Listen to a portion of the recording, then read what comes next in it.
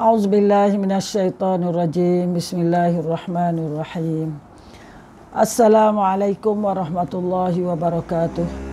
Alhamdulillahi rabbil alamin. Wassalatu wassalam ala asyrafil anbiya'i wal mursalin wa ala alihi wa sahbihi ajma'in. Allahumma salli ala Sayyidina Muhammad wa ala ali Sayyidina Muhammad. Rabbi shrah li sadri. Subhanaka la ilma lana illa ma 'allamtana innaka antas samiul alim. Rabbi shrah li sadri wa yassir li amri wahlul 'uqdatam min lisani yafqahu qawli. Alhamdulillah, kita sambung lagi kuliah tafsir kita, tafsir dan tadabbur kita, iaitu hari itu dalam siaran yang lepas, rakaman yang lepas, ialah siri yang lepas, kita belajar ayat yang ke-6, iaitu larangan Allah Subhanahu Wa Taala mengambil berita-berita daripada orang fasik, dan hendaklah kita bertabayun, kaji dulu, selidik dulu, tabayun, barulah diterima berita itu. Tetapi mengikut tafsir, ulama tafsir, kalau berita itu datang daripada orang fasik, memang semua berita adalah ditolak. Sebab tak betul. Tapi berita dari orang Islam yang bertakwa hendaklah diikut. Jadi kita akan sambung kuliah dengan ayat yang ke-7. Ayat yang ke-7 berbunyi, ayat yang ke-7 saja pada siri ini, iaitu wa'lamu anna fikum Rasulullah law yuti'ukum fi katsirin minal amri la'anittum walakinnallaha habbaba ilaikumul iman wa zayyanahu fi qulubikum akarraha ilaikumul kufra wal fusuqa wal isyan ulaika humur rasyidun. Maksudnya, dan ketahuilah bahawasanya ada di kalangan kamu Rasulullah sallallahu alaihi wasallam, kalaulah sekiranya dia, iaitu Rasulullah itu, mentaati kepada kebanyakan kamu, maka akan berlakulah suatu perkara yang berat pada kamu. Akan tetapi Allah telah menjadikan kami cinta pada keimanan dan menjadikan iman itu indah dalam hatimu. Serta Allah menjadikan kebencian dalam diri kamu terhadap kekufuran, kefasikan dan penderhakaan. Mereka itulah orang yang berada di atas jalan yang betul dan lurus. Baik, huraian ayat ini, wa'lamu anna fikum Rasulullah.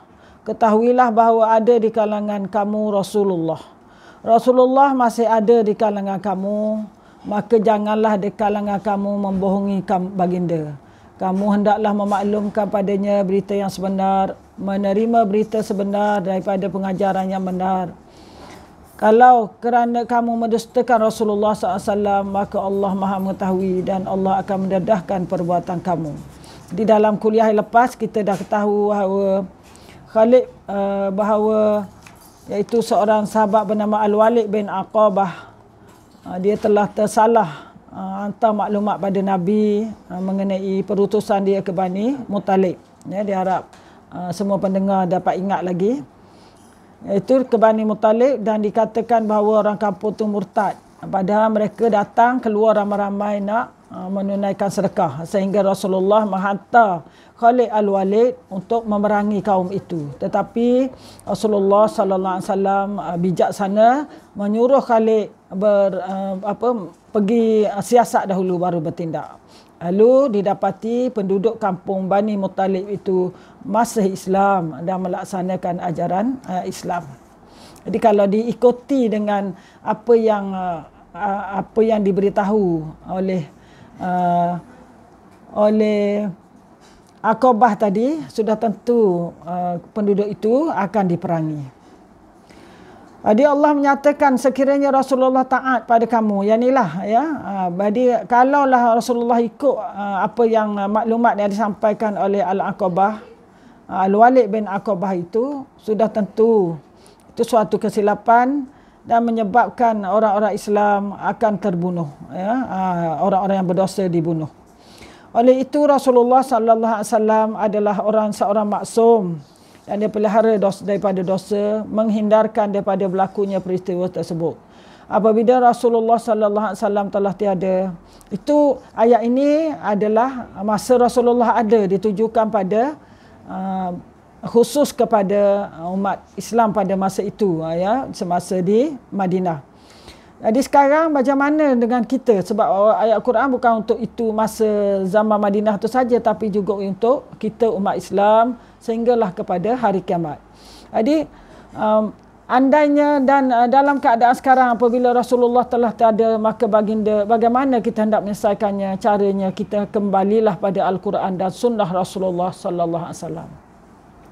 Sekiranya kita jahil atau tidak mengerti tentang itu, kita harus bertanya pada orang yang boleh menyampaikan dengan penuh amanah daripada Al-Quran dan Sunnah. Maknanya kalau kita tak faham baca Quran, bahasa Arab pun tak tahu, makna Quran tak tahu, Sunnah pun kita, hadis-hadis Rasulullah pun kita tak dalami, kita adalah bertanggungjawab pada kita belajar. Ya, kita hendaklah belajar menghadiri majlis-majlis ilmu. Jadi marilah kita semua selepas PKP ini, maka imarahkanlah masjid untuk mendalami ilmu agama. Ya, masjid surau, kita hadirlah ke majlis ilmu. Sudah tentu dengan adanya PKP akibat dari COVID-19 ini, ya, maka suatu hikmahnya semoga umat Islam kembali kepada masjid. Bukan kembali ke kedai-kedai kopi, bukan hanya ke kedai kopi saja mengetih, tapi ke masjid menuntut ilmu. Walakinna Allah habbaba ilaikumul iman wa zayyanahu fi qulubikum. Akan tetapi Allah menjadikan kamu cinta kepada keimanan dan menjadikan iman itu indah dalam hatimu.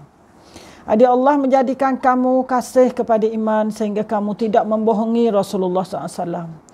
Kamu tidak menyampaikan berita yang tidak benar kerana Allah telah menjadikan iman itu suatu perkara yang kamu kasih dan hargai. Allah meletakkan dalam hati-hati kamu keimanan sebagai satu perhiasan.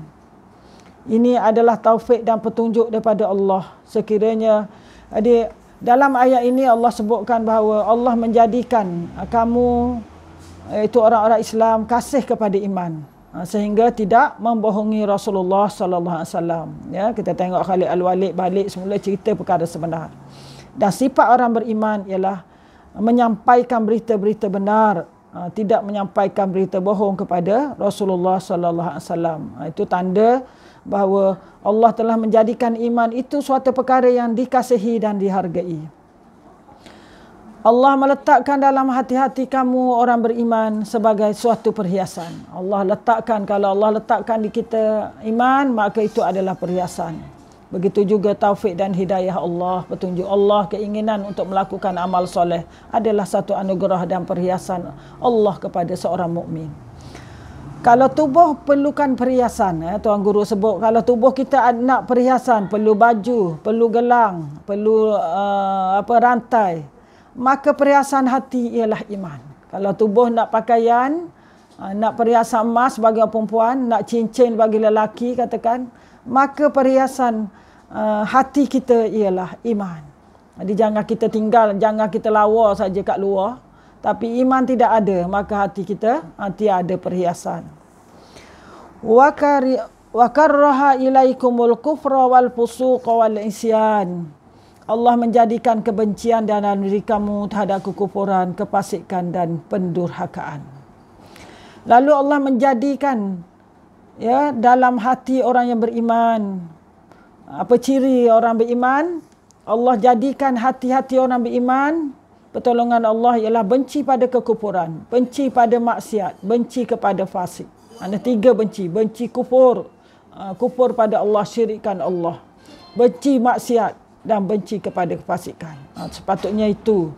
Ya, sekarang ni pusat-pusat maksiat dah tutup. Patutnya yang selalu pergi ke tempat-tempat maksiat itu bertaubat pada Allah. Ya. Dan kita juga hendaklah bertaubat daripada melakukan dosa-dosa besar. Semua dosa lah. Ini adalah satu sifat Allah jadikan dalam hati orang beriman. Hasil daripada pemberian Allah ini menyebabkan seorang itu melihat perkara kufur, dia rasa benci dan marah dengan kekufuran. Sekiranya dia melihat perkara tersebut dan tidak terasa ingin melakukannya, maka sudah tentu dalam dirinya mempunyai hati yang kotor dan keji. Bukan salah, silap. Sekiranya dia melihat perkara keji tapi dia ingin nak buat, maka itu adalah hatinya kotor. Tengok maksiat rasa terliur lagi, rasa nak buat juga, maka itu hati yang kotor. Tidak rasa benci dan merasa itu sebagai satu jijik. Tetapi Allah menjadikan hati-hati kita perasaan benci apabila kufur, maksiat dan sebagainya. Apa tandanya tu? Allah sebut ulaika humur rasyidun. Mereka itulah orang yang berada di jalan yang benar. Jadi kalau ada perasaan cinta, perhiasan hati itu dengan iman, suka benci kepada kekufuran, kefasikan dan maksiat, maka itu adalah ciri orang beriman. Dan Allah akan anugerahkan pada orang beriman 3 perkara itu. Benci maksiat, benci kekufuran dan benci kepada kefasikan. Fasik itu ialah melakukan dosa besar. Ulaika humur rasyidun. Ini Allah sebut orang-orang ini adalah orang yang berada di atas jalan yang lurus. Ar-rasyidun ialah orang mengikuti jalan yang lurus, iaitu siratal mustaqim. Orang yang beristiqamah, orang yang duduk di atas jalan benar dan sentiasa berdiri teguh di atas jalan yang benar. Bismillahirrahmanirrahim.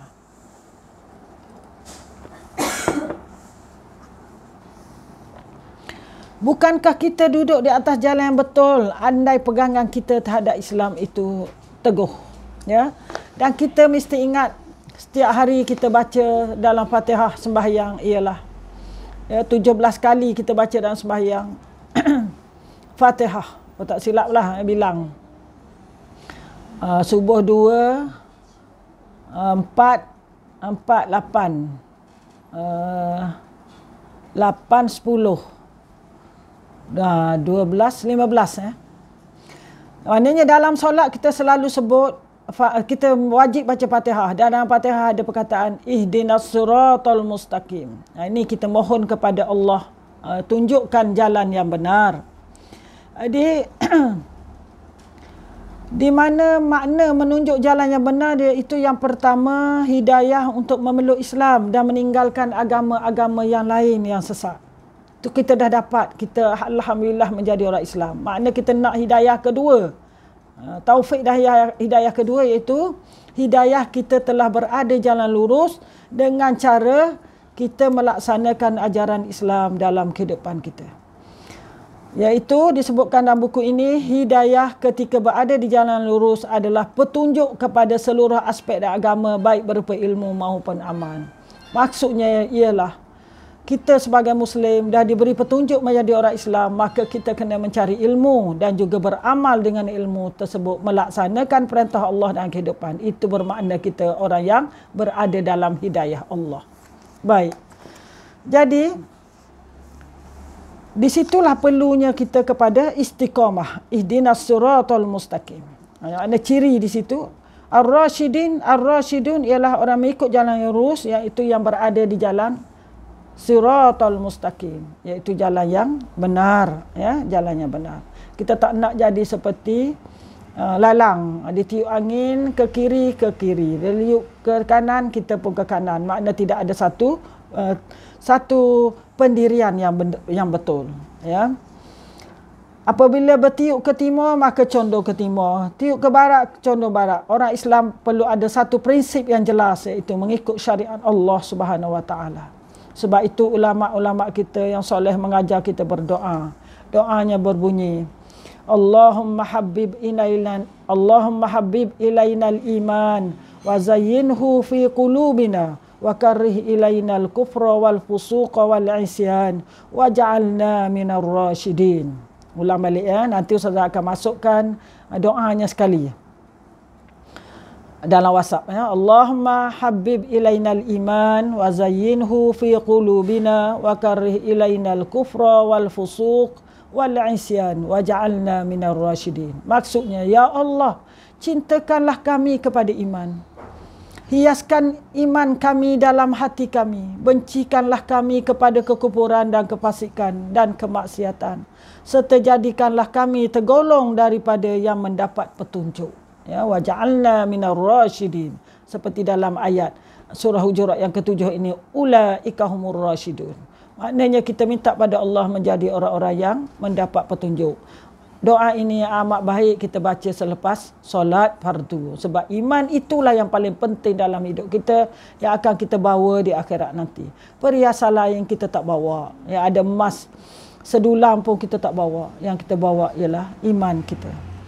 Perasaan suka pada iman dan benci pada kufur adalah kurniaan Allah yang anda anugerah pada kita. Ini adalah satu nikmat yang paling besar, iaitu nikmat iman yang tidak boleh dibanding dengan nikmat yang lain. Nikmat lain kita perolehi di atas muka bumi tidak akan kekal. Makanan kita makan, semuanya masuk perut dan akhirnya masuk tanda spam. Ya, itulah makanlah wangi macam mana pun keluarnya busuk juga. Ya. Adapun nikmat iman adalah nikmat berpanjangan sehingga kita akhirnya ke bumi, dikebumikan dan ke liang lahat, dan di akhirat nanti nikmat iman akan tetap bersama kita di syurga nanti, insya-Allah. Semoga Allah golongkan kita di kalangan orang-orang yang layak ke syurga Allah Subhanahu wa taala.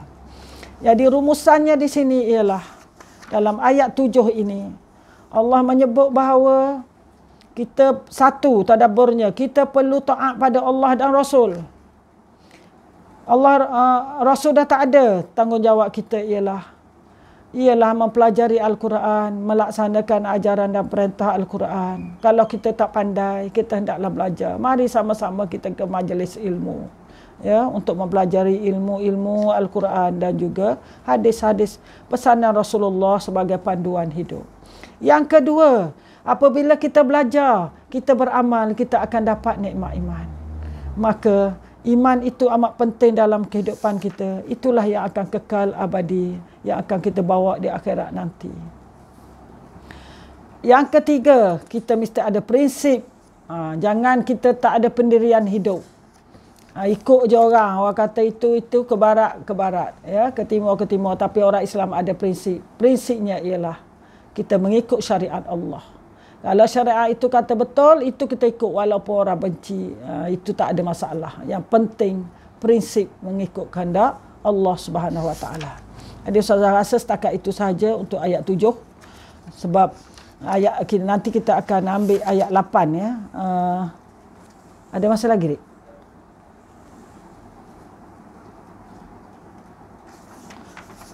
Dah. Jadi kita rasa setakat itu saja. Fadlam minallahi wa ni'mah wallahu alimun hakim. Inilah kurniaan Allah dan ini juga adalah satu nikmat dari Allah. Maha mengetahui, yang maha mengetahui lagi maha bijaksana. Wallahu alam. Aqulu qauli hadza wa astaghfirullah li wa lakum.